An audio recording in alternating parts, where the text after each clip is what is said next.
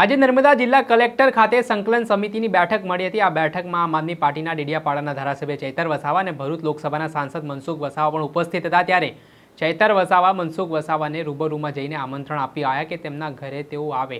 જે થોડાક દિવસ પહેલા વન મહોત્સવ કાર્યક્રમ દરમિયાન મનસુખ વસાવાએ નિવેદન આપ્યું હતું કે ચૈતર વસાવાએ જંગલની જમીન ઉપર ઘરનું બાંધકામ કર્યું છે, તો તેને માપપટ્ટી લઈને તે ઘર માપી પણ લે, તે પ્રકારની વાત પણ કહેવામાં આવી હતી।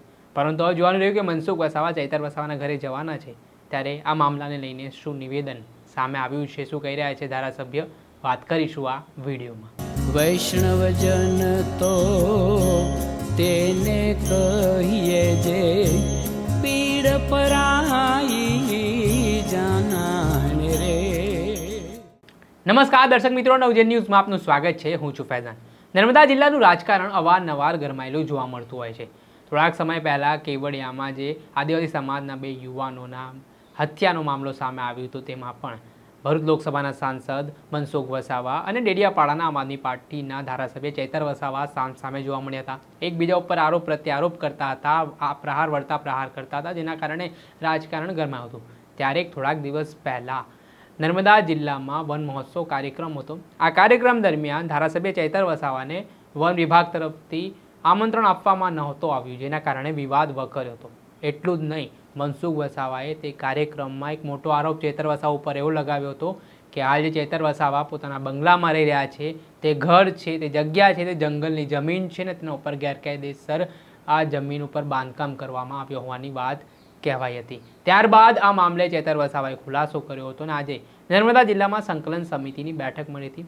જે બેઠકમાં નર્મદાના વિવિધ જે પ્રજાના પ્રશ્નો છે તે પ્રશ્નને લઈને ચર્ચા કરવામાં આવી હતી, જેમાં ભરૂચ લોકસભાના સાંસદ મનસુખ વસાવા અને આમ આદમી પાર્ટીના ડેડિયાપાડાના ધારાસભ્ય ચૈતર વસાવાએ મુલાકાત કરીને આ મુલાકાત દરમિયાન રૂબરૂ હવે ચૈતર વસાવાએ મનસુખ વસાવાને તેમના ઘરે આવવા માટે આમંત્રણ પત્ર પણ પાઠવ્યું છે। હવે એમાં તો મનસુખ વસાવા ત્યાં જવાના છે કે નહીં, એ અત્યારે એને લઈને ચર્ચાઓ જોર પકડ્યું છે। પહેલાં તો ચૈતર વસાવાએ શું વાત કહી હતી ને શું તેમનું નિવેદન છે તે સાંભળી લો। આજે નર્મદા જિલ્લા કલેક્ટરના અધ્યક્ષસ્થાને જિલ્લા સંકલન સમિતિની બેઠક હતી। આ બેઠકમાં ભરૂચ સાંસદ મનસુખભાઈ વસાવા ધારાસભ્ય તરીકે હું પોતે હતો અને જિલ્લા પંચાયતના પ્રમુખ પણ હાજર હતા। સાથે સાથે ડીડીઓ, ડીસીએફ, એસપી સમેતના તમામ શાખા અધિકારીઓ અહીંયા ઉપસ્થિત હતા।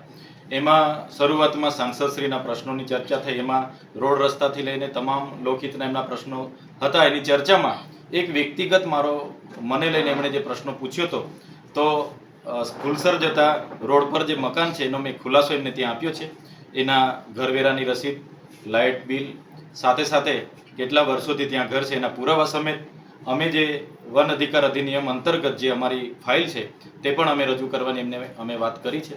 સાથે સાથે એમને ત્યાં પોતે પધારે એવું મનસુખભાઈને અમે આમંત્રણ પણ આપ્યું છે। સાથે જે 14 તારીખે વન મહોત્સવ હતો એમાં મને કેમ આમંત્રણ નથી આપવામાં આવ્યું એ બાબતને લઈને મેં કલેક્ટરશ્રીને રજૂઆત કરી અને કલેક્ટરશ્રીએ ડીસીએફને સૂચના આપી અને ડીસીએફે પોતાની ભૂલ સ્વીકારીને બીજી વાર આવો બનાવ નહીં બનશે એ બાબતને લઈને એમણે અમને બાહેધરી આપી છે। ત્રીજું, નર્મદા જિલ્લાની 73 એની જમીનો એમાં ખાસ કરીને કેવડિયાની જમીનો જે બીજા લોકોના નામો ટ્રાન્સફર થયા છે એને થઈ છે અને ભાડાપેટે જે આપવામાં આવી છે એ તમામ બાબતોની મેં વિગતો માગી છે, એ પણ છેલ્લા 10-15 દિવસમાં અમને મળી જશે એવી કલેક્ટરશ્રીએ બાહેધરી આપી છે। આજે આ સંકલન નર્મદા જિલ્લાના લોકોના પ્રશ્નોને લઈને ખૂબ તંદુરસ્ત તમામ બાબતોને લઈને ચર્ચા થઈ છે। સાથે અનાજ કૌભાંડ થયેલું એ એજન્સીને પણ બ્લેકલિસ્ટ કરવામાં આવે એવી પણ અમે રજૂઆત કરી છે।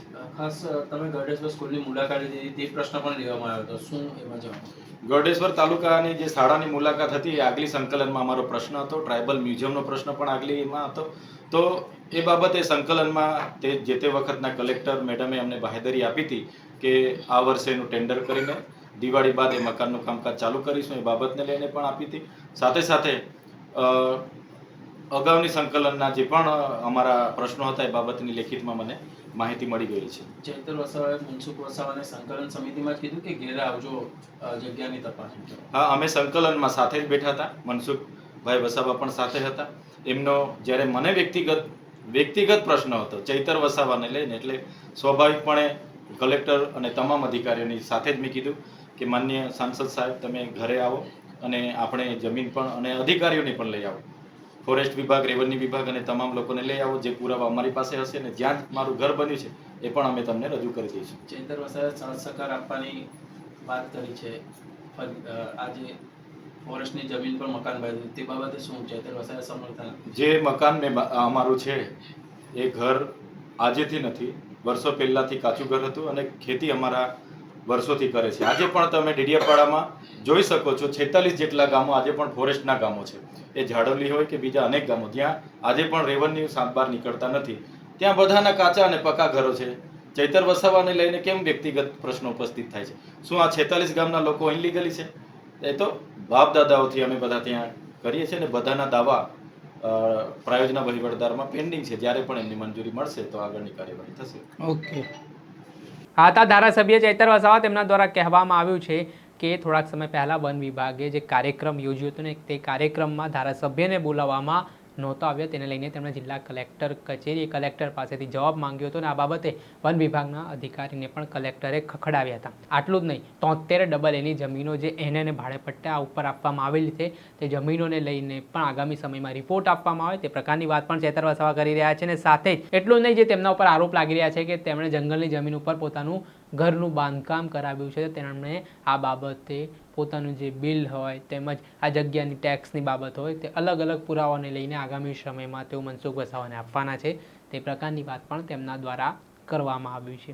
જોકે દર મહિને શનિવારના દિવસે જુદા જુદા જિલ્લાઓમાં કલેક્ટરના અધ્યક્ષ સ્થાને જિલ્લા સંકલન સમિતિની બેઠક યોજાતી હોય છે અને આ બેઠક દરમિયાન ધારાસભ્ય હોય, સાંસદ સભ્ય હોય કે પછી ત્યાંના જે પ્રાણ પ્રશ્ન તેમના વિસ્તારમાં હોય તેને લઈને સાંભળવામાં આવતા હોય છે અને રજૂઆત જે મળે તે મુજબ અધિકારીઓને આદેશ પણ કામગીરીને લઈને કરવામાં આવતા હોય છે. અને આજને લઈને આજે નર્મદા જિલ્લામાં જે સંકલન સમિતિ યોજાઈ હતી તેમાં મનસુખ વસાવા દ્વારા અને ચૈતર વસાવા દ્વારા જે વાતચીત કરવામાં આવીને જે આમંત્રણ પાઠવવામાં આવ્યું તે ઘટના ચર્ચાનું કેન્દ્ર બની છે. દર્શક મિત્રો, ત્યાર સુધીમાં બસ આટલું. આવા નવા વિડીયો સાથે આપણે માહિતગાર કરતા રહીશું. એટલે નવજીવન ન્યૂઝ ચેનલને આપ લાઇક કરી લો, સબસ્ક્રાઇબ કરી લો અને શેર કરવાનું ભૂલતા નહીં. વૈષ્ણવજન તો તેને કહીએ જે પીડ પરા